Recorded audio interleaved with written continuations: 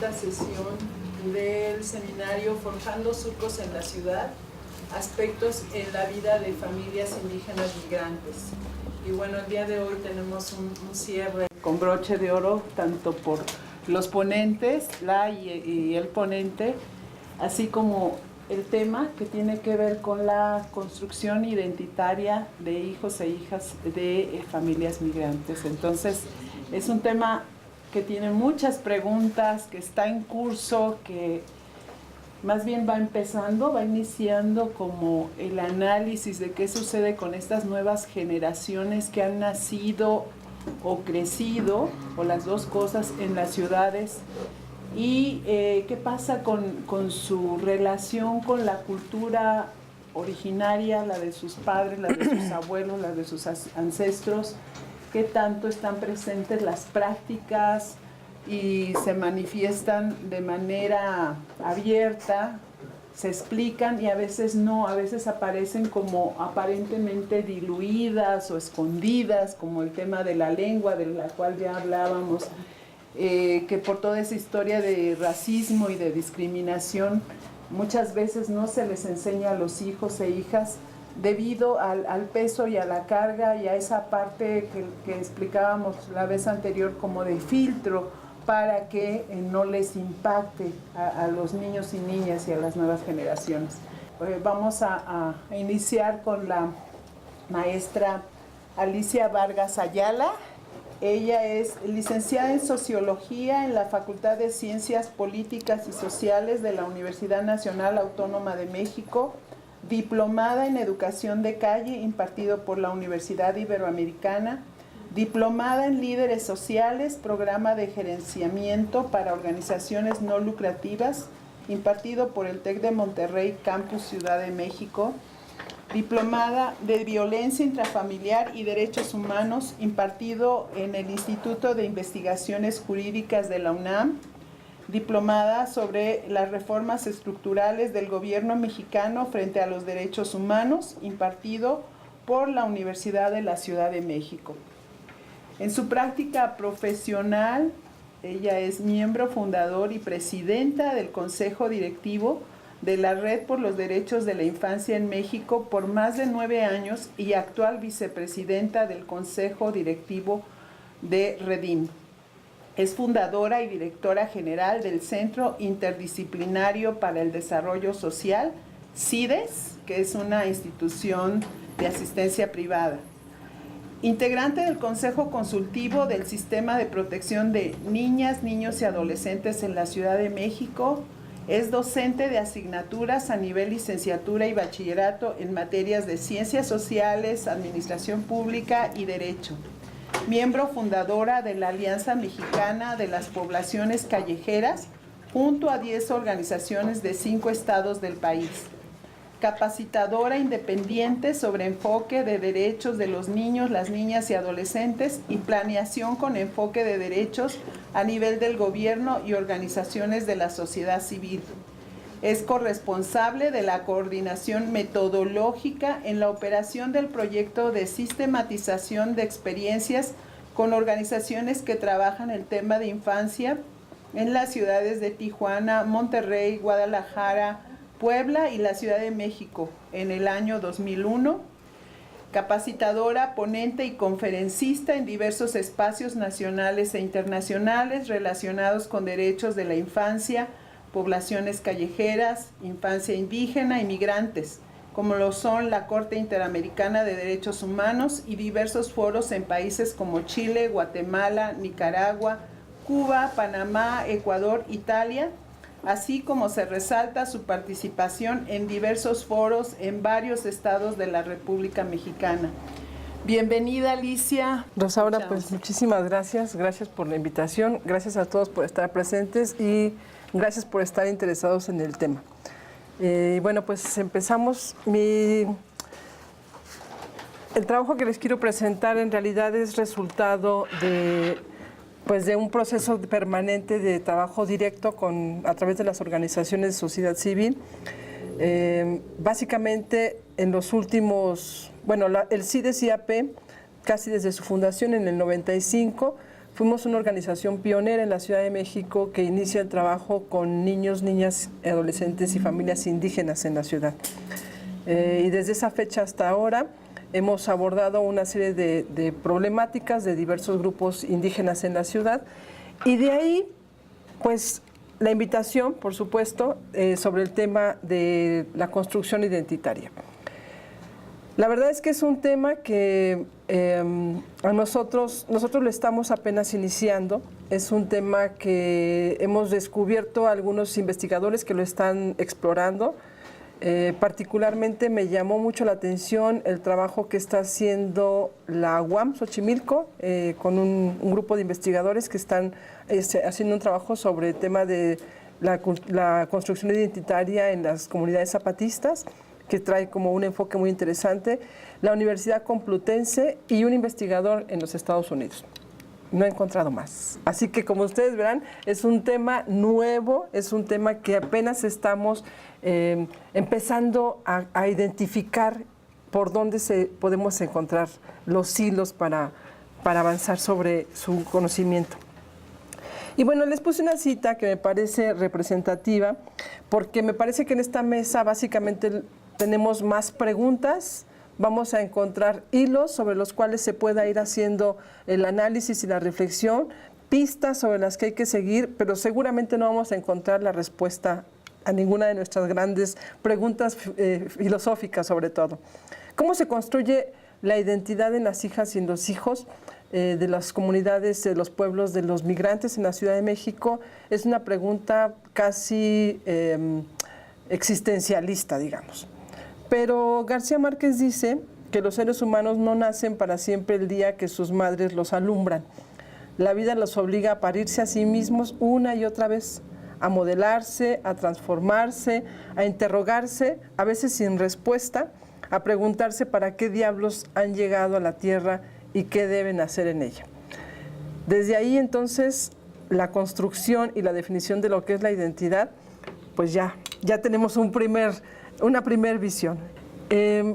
Nosotros partimos, y este es un trabajo que incluso nos ha tocado, por lo menos desde Redim y desde el CIDES, en la lucha, digamos, de la incidencia política en este país y en esta ciudad particularmente, identificar que uno de los vacíos, uno de los grandes desafíos que tenemos en términos de la población indígena es identificar dónde están, quiénes son, reconocer el universo de su espacio, porque si no los visibilizamos, si no los identificamos, si no nos reencontramos y nos vemos reflejados, entonces jugamos un juego perverso de la invisibilidad. Por eso el tema es siempre intentar saber dónde están, cuántos son, quiénes son y por qué espacios se están movilizando. Y bueno, solamente les muestro algunas breves notas que seguramente ustedes conocen en términos de que en nuestro país hablamos de que tenemos, 119 millones de habitantes según el último censo, falta el nuevo censo que ya vayamos a tener resultados próximamente.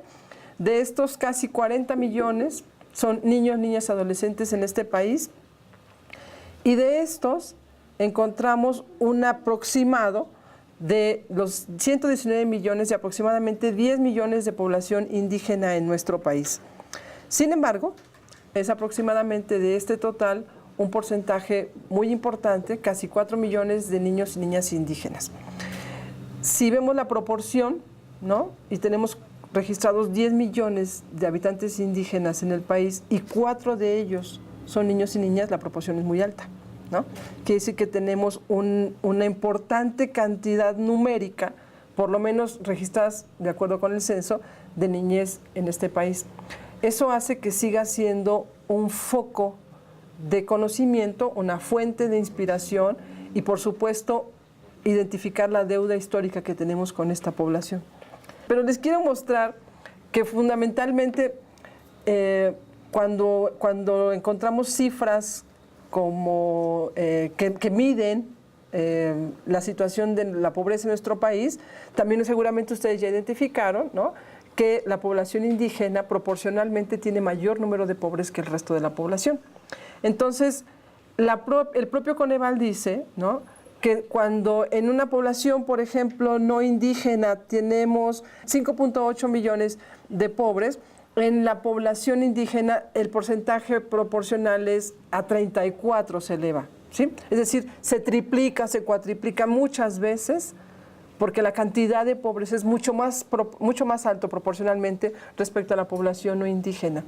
Entonces, son solamente 10 millones de indígenas y sin embargo la pobreza está asentada prácticamente en un porcentaje muchísimo más alto.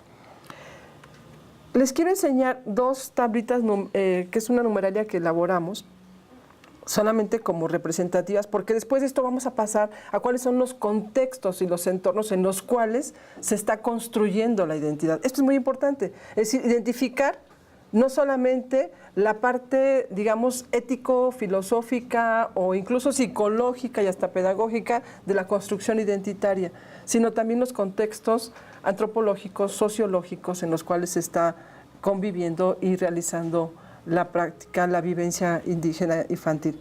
Entonces, de la población no indígena, el 54.7% es población económicamente activa.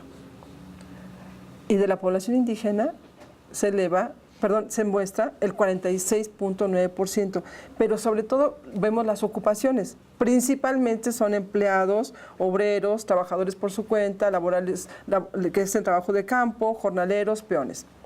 En el caso de niños y niñas, en la población no indígena, ¿no?, el 15.7% de niños por ciento trabajan. En el caso de la población indígena, la proporción se duplica al 36% de los niños indígenas sí trabajan. Si tenemos un montón de niños indígenas trabajando, que proporcionalmente es el doble de lo que aplica para la población no indígena. En el caso de la población indígena, 19% de mujeres no indígenas trabajan por su cuenta. Y en el caso de las indígenas, también casi se duplica, al 32% de mujeres trabajan por su cuenta. Habría que ver también en qué trabajos, ¿no? El 40% de niñas y niños que trabajan no van a la escuela, mientras que en la población indígena el porcentaje se eleva al 60%. Es decir, tenemos un montón de niños no indígenas que están trabajando, pero muchos más indígenas que trabajan. En la población no indígena, 12.7% de niños menores de 5 años sufrían baja talla, pero la proporción es del 33.2% de niños indígenas en el caso de los niños de 5 años que sufren talla baja. La tasa de mortalidad es 60% mayor en la población indígena que en la no indígena. En la población indígena el promedio nacional es de 7.4 en el alfabetismo, mientras que en la población indígena es del 26%. Solamente quiero mostrar esto porque creo que ya vamos como construyendo, por lo menos, identificando algunos elementos de contexto que son en los cuales se van a encontrar estos factores que van a construir más adelante la identidad. Y sin detenerme mucho, quiero solamente brevemente presentarles una definición sobre lo que, digamos, desde dónde enfocamos el tema de la identidad. Y dice, cuando se habla de identidad de un sujeto individual o colectivo, hacemos referencia a procesos que nos permiten asumir que ese sujeto en determinado momento y contexto es y tiene conciencia de ser el mismo y que esa conciencia en sí expresa, en mayor o menor elaboración, en su capacidad para diferenciarse de otros, identificarse con determinadas categorías, desarrollar sentimientos de pertenencia, mirarse reflexivamente y establecer narrativamente su continuidad a través de transformaciones y cambios. La identidad es la conciencia de la mismidad. Lo mismo se trate de una persona que de un grupo. Si se habla de la identidad personal, aunque filosóficamente se hable de la igualdad consigo mismo, el énfasis está en la diferencia con los demás. Si se trata de identidad colectiva, aunque es igualmente necesaria la diferencia con otros significativos, el énfasis está en la similitud entre los que comparten el mismo espacio sociopsicológico de pertenencia. Y esto me recuerda, yo no sé si ustedes por aquí en alguna materia lo vieron, la percepción que tiene sobre el tema del rol social y el grupo desde la escuela estructural funcionalista, ¿no? En donde el estructuralismo funcionalismo plantea que el sujeto tiene un rol proyectado, es decir, establecido desde la expectativa que el grupo le ha asignado. Y que en ese sentido, el cumplimiento del rol, ¿no?, le da una condición frente al grupo de si lo está o no lo está cumpliendo. Y en este fundamento, digamos, conceptual, vamos a encontrar desde la mirada de la sociología cómo se construye la identidad. Porque precisamente el sujeto, partimos entonces de que el sujeto, para poder subsistir, requiere evidentemente de un espacio donde socializa. Los sujetos somos sociales, somos sujetos de convivencia colectiva. No podríamos vivir como el Robinson Crusoe, eso no es cierto. Requerimos para garantizar nuestra sobrevivencia justamente la convivencia en grupo. Esto hace una interacción y una correlación con una codependencia de sobrevivencia humana con la colectividad. Y en ese sentido se establecen mecanismos relacionales, conductas, expectativas, lenguajes y espacios comunicativos con la colectividad, que al mismo tiempo somos espejo de la construcción que se hizo en lo colectivo. Es decir, el sujeto es un espejo que refleja la estructura colectiva y cumple la expectativa del colectivo. Y en ese sentido, encontramos que el sujeto necesita el reconocimiento del colectivo para poder vivir, digamos, en paz, ¿no?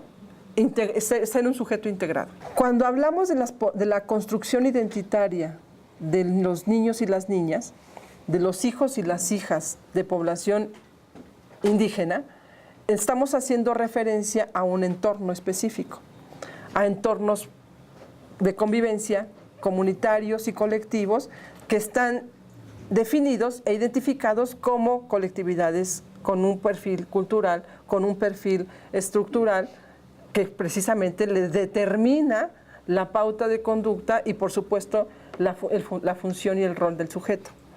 Entonces, todo ser humano, para la construcción de su dimensión individual y colectiva, busca el reconocimiento de parte del grupo. Esto lleva aparejado el cumplimiento de determinadas expectativas del grupo, ¿no? Pero es justo en este proceso dialéctico de construcción y de relación en el que se construye y deconstruye identidad, sentido de pertenencia y se ofrecen las pautas de desarrollo y de la evolución. García Márquez decía que cuando nacemos no necesariamente no es la única vez que nacemos, ¿no?, sino que a lo largo de nuestra vida, el día que nos parieron hasta el día que nos morimos, tenemos infinitas oportunidades y espacios de nacimiento a partir de la construcción y la deconstrucción. Él no hablaba de esos conceptos, pero lo entendemos de esa manera. A partir de la construcción y la deconstrucción que vamos haciendo de nosotros mismos. En ese sentido, justamente la construcción de la identidad se da en estos ámbitos. En un reflejo de la colectividad me construyo como sujeto en las partes que correspondan a la construcción de mi ser, ¿no? Y aquí encontramos desde la perspectiva ericksoniana hasta, ¿no?, todos los elementos y componentes que como sujeto nos construyen. Y al mismo tiempo, en convivencia con mi primer entorno de socialización, que es la familia, adopto, ¿no?, en primera instancia, las pautas, los hábitos, las conductas, las estrategias relacionales que mi primer ámbito de colectividad me establece, me define. Y entonces tenemos, digamos, una conexión, la primera conexión materna, pero después tenemos la otra conexión relacional que se va dando con con los otros sujetos que conviven, nuestros hermanos, los padres, los tíos, etcétera. Que bueno, ustedes son pedagogos, yo soy socióloga, así que ustedes saben mucho de eso, pero dicen las lenguas que ustedes dicen, ¿no?, que infancia es destino, Y entonces lo que se construye en esta primera infancia es muy importante, dado que son las pautas que se aterrizan, digamos, en esta estructura primaria de lo familiar. Pero no son los únicos. Y de acuerdo con algunas escuelas, especialmente algunos autores, Lawrence Hirschfeld, que es un antropólogo, psicólogo, que por cierto, yo les recomendaría que siguiéramos, porque yo también lo quiero seguir, no estoy todavía tan empapada de la propuesta que él está haciendo, pero Lawrence dice que los niños también producen y habitan las culturas en sus propias maneras, que en gran medida son autónomas y distintas a las de los adultos con quien conviven. Al participar en la producción de las propias tradiciones culturales, los niños despliegan singulares herramientas conceptuales que constriñen y moldean de manera significativa no solo sus propias producciones culturales, sino también las de los adultos. Lawrence nos está proponiendo entonces que los niños, la infancia, no solamente es receptora de las pautas que le definen su contexto familiar y su contexto comunitario, sino que además, como en una forma paralela, construyen sus propios mecanismos y sus propias interacciones que a su vez nutren, ¿no?, esas pautas culturales. Entonces, si esto es cierto, porque además él está haciendo investigación práctica para esto, si esto es cierto, entonces rompemos un montón de creencias respecto a la pasividad con la que el niño reproduce la cultura. Porque entonces le otorgamos, o se le otorga y se le reconoce este rol participativo como sujeto activo que tiene la capacidad de complementar y enriquecer los espacios en los que convive, y por lo tanto esto es la pauta del desarrollo y de la evolución humana. O sea, no habría de otra. O les creemos, le creemos. Porque si no, entonces, ¿cómo es que no seguimos siendo la cultura de hace 500 años? ¿No? Porque justamente los niños crean paralelamente su propia dimensión de conocimiento y de reproducción cultural que le aportan a estas pautas que están criándolos, que los están formando.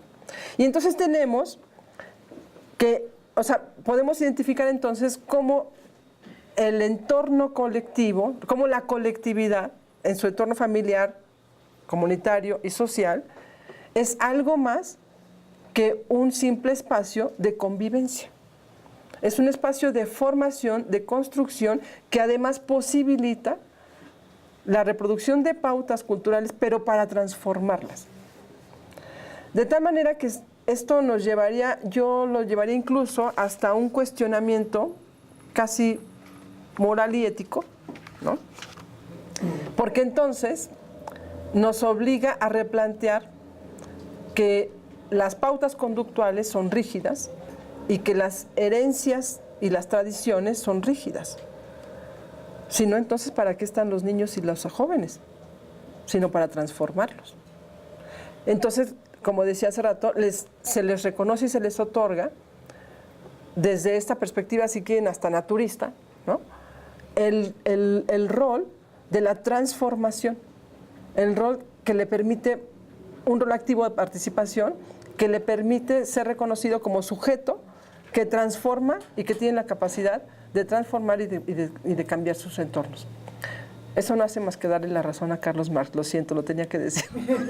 Los sujetos somos sujetos que tenemos la capacidad de poder transformar nuestros entornos.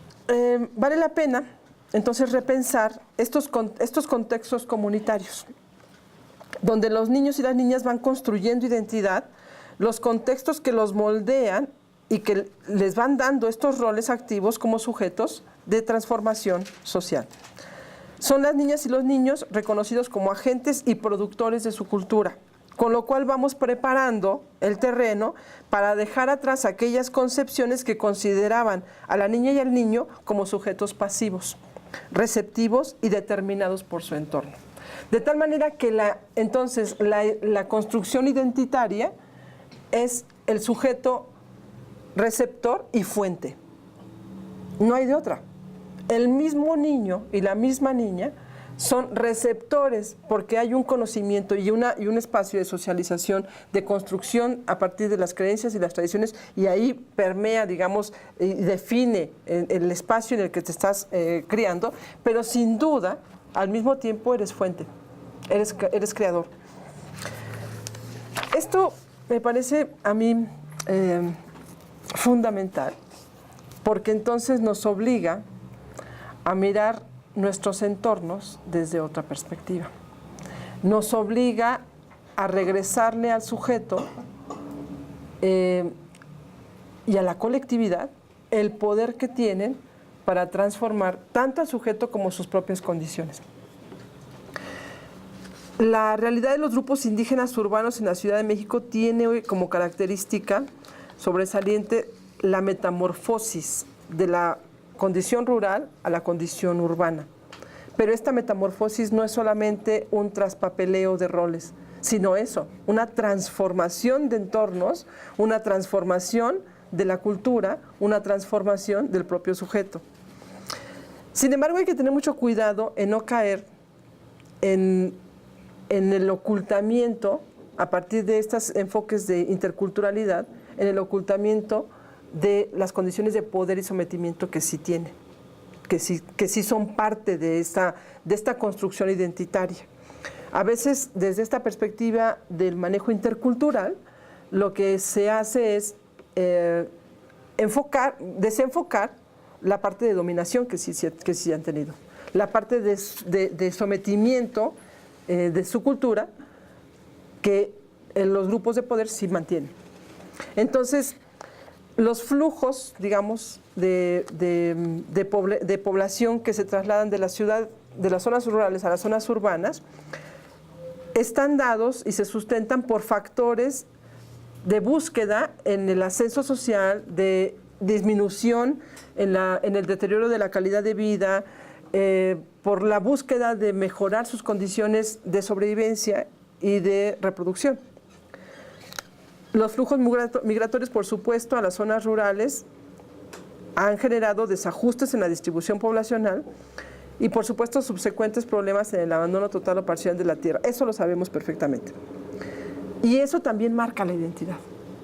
Porque entonces yo he trabajado muchos años con población que migra a la Ciudad de México, pero no necesariamente los que tienen hijos.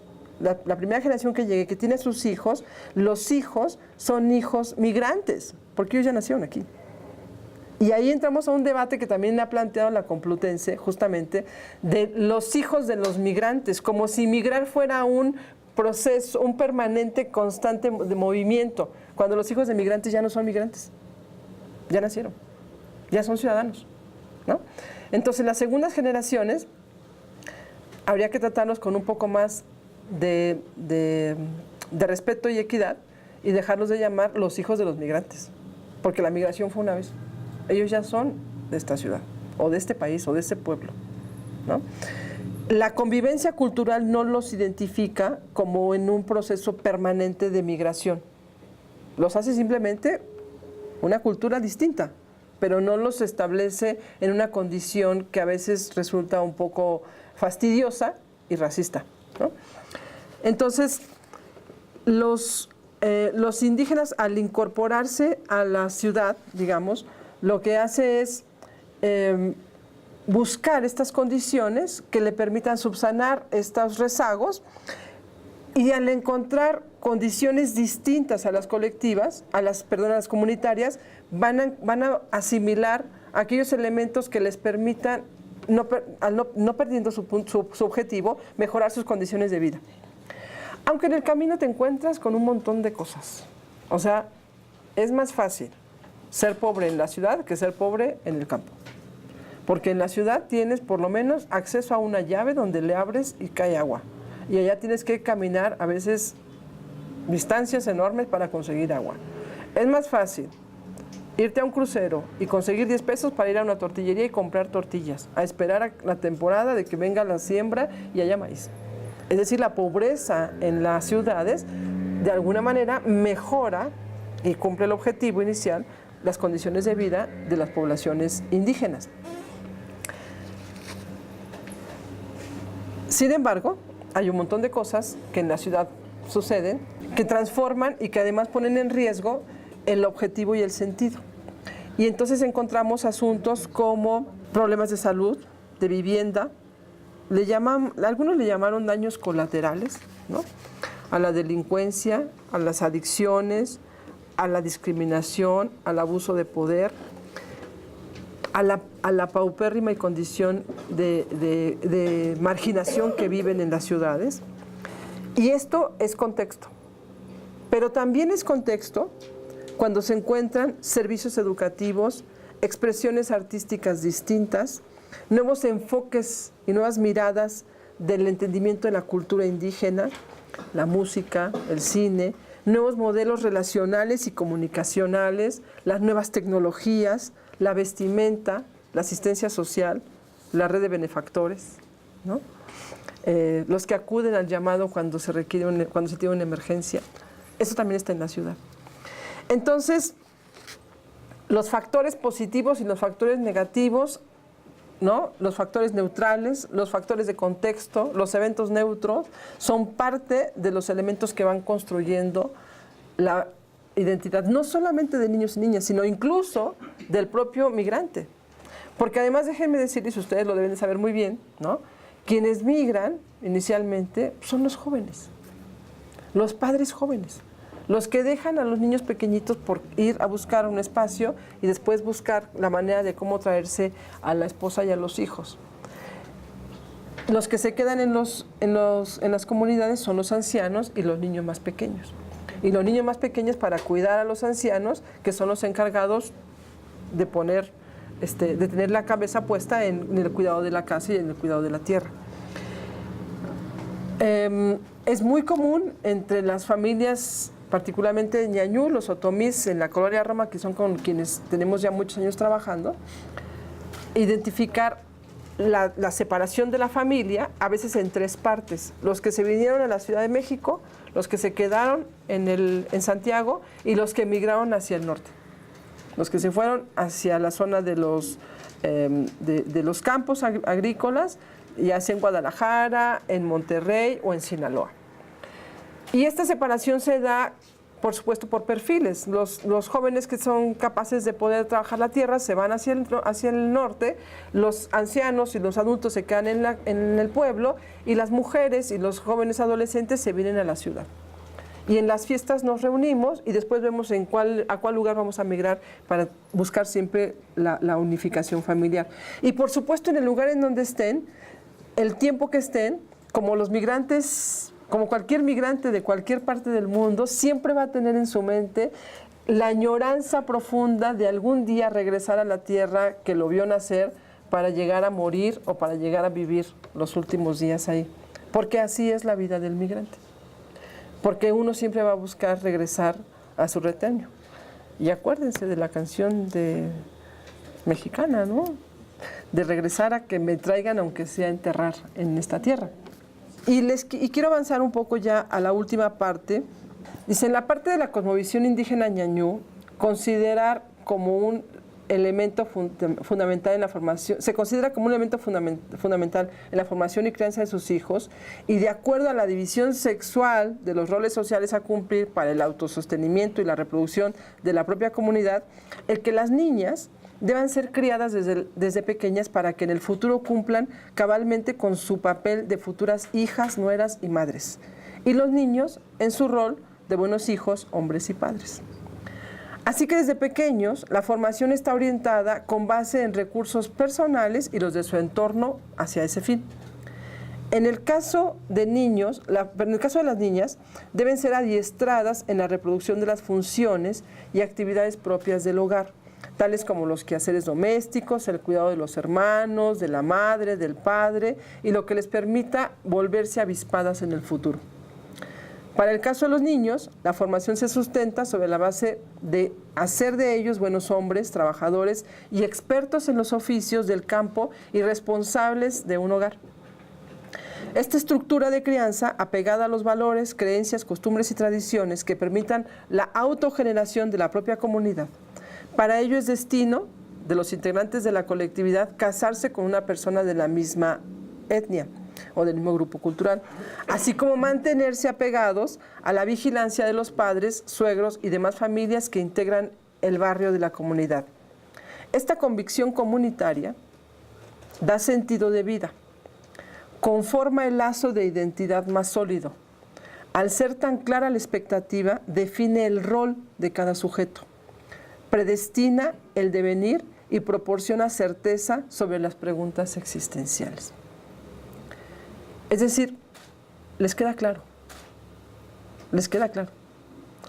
que nosotros no lo podamos entender, tendríamos que revisarnos. Y tendríamos que revisar porque después de más de 20 años de trabajar con comunidades indígenas, yo todos los días me sigo preguntando si hemos hecho lo correcto. Siempre estuvimos claros, por lo menos creo que eso habla de, ya no sé, creo que hasta un perfil de educadores que hemos sido en el CIDES. Siempre hemos trabajado como en la línea, en la rayita, en la colindancia entre la intromisión, ¿no?, la intervención y un acto solidario con la comunidad. Y entonces nos queda claro que en los procesos de convivencia en la vida urbana, las subsecuentes generaciones adoptan la colectividad en la que viven. Ya no es la indígena en la que vivieron sus papás, es otra. Es esta construcción colectiva, urbana, urbanizada, que les da una visión distinta. Es más, a los chavos ya les gusta cuidar que sus zapatos estén limpios. Necesitan zapatos y cuidan que estén limpios, ¿no? Porque viven aquí. Y vigilan un montón de cosas del cuidado y la expectativa que les daba esta certeza, que les daba este direccionamiento, que les daba esta claridad del sentido existencial de la vida, ya no es. Muchas madres escuchamos decir, yo quiero que mi hijo sea otomí con todos los avances tecnológicos y educativos de la vida urbana. ¿No? Es decir, las dos cosas en una.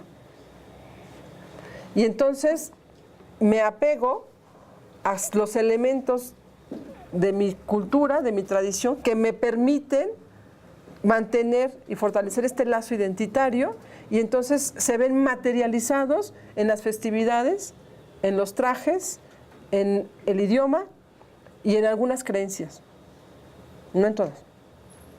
Por ejemplo, el tema de seguirse casando con los otomís, eso está vigente.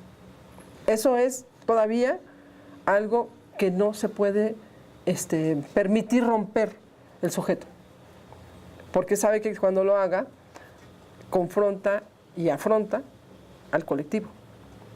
Y a veces muchos han tenido ese atrevimiento y han pagado las consecuencias. Y generalmente terminan convirtiendo a sus esposos o esposas en otomís, ¿no? Porque la colectividad es muy poderosa. El llamado del colectivo es muy poderoso.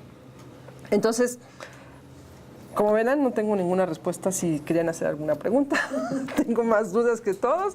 Pero digamos, en este espacio, en este ámbito de reflexión, está el empezar a seguir hurgando, a seguir buscando, a seguir entendiendo, y solamente les vengo a proponer una mirada de por dónde tendríamos que estar haciendo las preguntas y explorando los caminos para encontrar la respuesta de cómo se construye la identidad en los hijos y las hijas de las familias indígenas. Muchas gracias.